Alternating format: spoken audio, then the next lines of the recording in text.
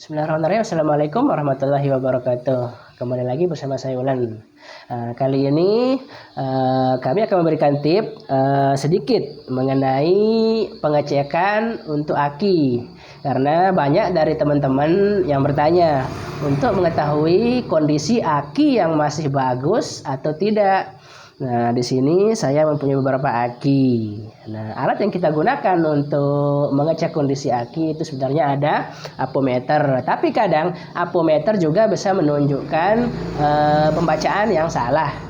Nah, yang paling pas kita harus menggunakan apometer digital. Tapi apometer digital juga begitu. Kadang pembacaannya juga tidak begitu akurat. Karena mungkin kesalahan teknis dari yang membuat. Oke, jadi biar error dari kesalahan atau error dari alat kalibrasi untuk apometer ini bisa kita pastiin bahwa aki itu masih bagus atau tidak. Nah, kali ini kita akan memberikan tips cara pengecekan aki yang benar.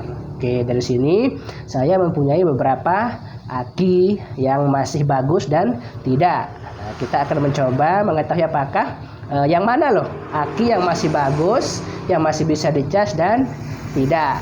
Oke, di sini kita mempunyai apometer. Jadi untuk mengeceknya kita harus mengkalibrasi apometer di kalibrasi DC volt. Kamera bisa ke depan. Oke. Bisa dilihat di sini untuk apometer di sini masih kondisi off. Nah, ini penunjuknya. Jadi kita harus kalibrasi di kalibrasi DC volt. Nah, kalibrasinya di angka 50.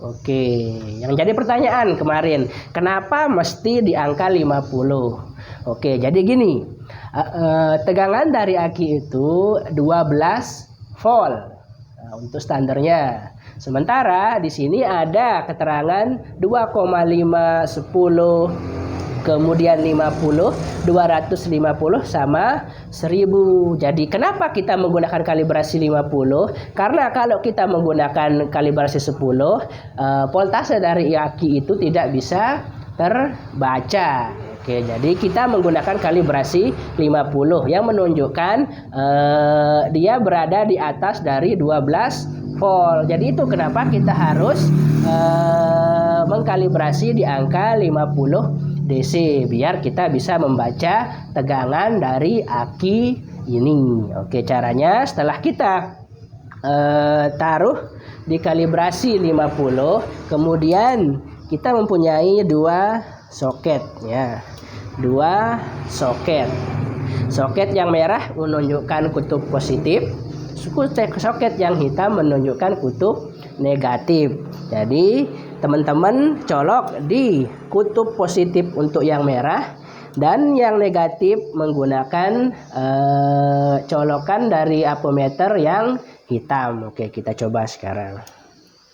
Oke, yang merah positif, yang hitam negatif. Kemudian kita baca ukurannya atau tegangannya. Oke, di sini bisa teman-teman lihat yang dibaca yang mana. Oke, yang dibaca itu bisa teman-teman lihat dari angka 0 sampai 250. Yang kedua ada 0 sampai 50. Jadi yang kita baca itu yang mana? Yang teman-teman baca yang dari 0 sampai 50 karena teman-teman kata tadi kita setting di kalibrasi 50. Jadi kalau kita lihat di sini 0 10 ya. Nah, kalau kita lihat di sini dia menunjukkan tegangan 11 volt. Oke. Kameramen bisa ke belakang sebentar. Oke, bisa kita lihat tadi cara menggunakan apometer simpel sekali. Kita kalibrasi di angka 50 DC volt. Kemudian kita taruh kabel merah di kutub positif dan kabel yang hitam di kutub negatif. Oke, sekarang untuk mengetahui benar tidak tegangan aki ini 11 volt kayak tadi. Nah, bisa kita gunakan TS pen DC. Oke, kalau dia benar tegangannya 11 volt, otomatis TSPN DC ini lampunya akan menyala. Oke. Nah, ini bebas. Bisa teman-teman colok di positif maupun negatif ya untuk colokannya. Oke.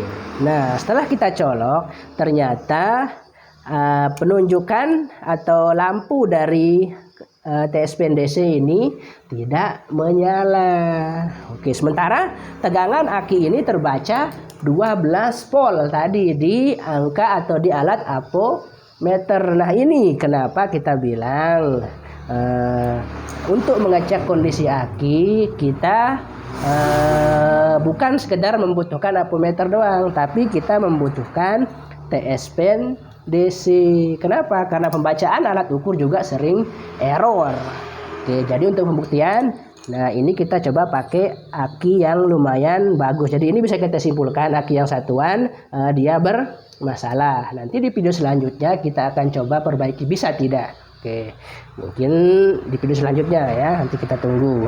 Nah, yang di sini kita coba baca sekarang. Sama seperti tadi, kita setting di kalibrasi 50. Kemudian kutub positif di kabel merah dan yang hitam di kutub negatif. Oke. Nah, setelah kita baca, dia berada di angka 10 volt lebih. Oke, sekarang benar tidak 10 voltnya? Kita uji menggunakan TSPN DC. Oke, kalau ini menyala berarti benar tegangan aki ini 10 lebih ya, tegangannya 10 volt ke atas. Oke, kita coba colok. Nah, kalau lampunya menyala itu menunjukkan tegangan aki sesuai dengan pembacaan pada ampermeter ya. Jangan sampai nanti teman-teman cuma menggunakan ampermeter kemudian pembacaannya 11 volt, kemudian teman-teman memponis bahwa misalkan di motor teman-teman elektrik starter tidak bisa, sementara untuk elektrik starter kalau tegangannya 10 volt ke atas pasti bisa menggunakan elektrik starter.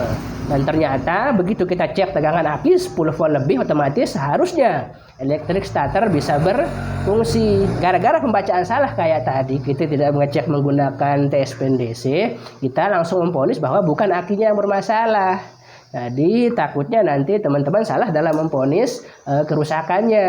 Nah, jadi ini salah satu cara biar kita bisa mengidentifikasi kerusakan. Apakah aki yang rusak atau komponen yang lain yang bermasalah, terutama untuk elektrik starter. Karena untuk elektrik starter ada beberapa item yang diperlukan untuk melaksanakan atau biar elektrik starter itu bisa berfungsi. Antaranya yang vital itu aki ya. Kemudian ada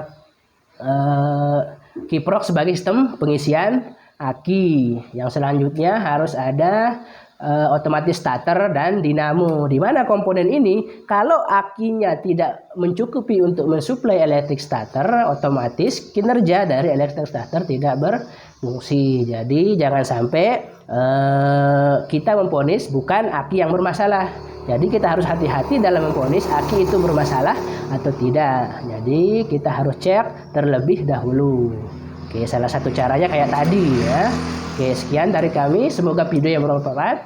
Wabillahi taufiq wal hidayah. Wassalamualaikum warahmatullahi wabarakatuh.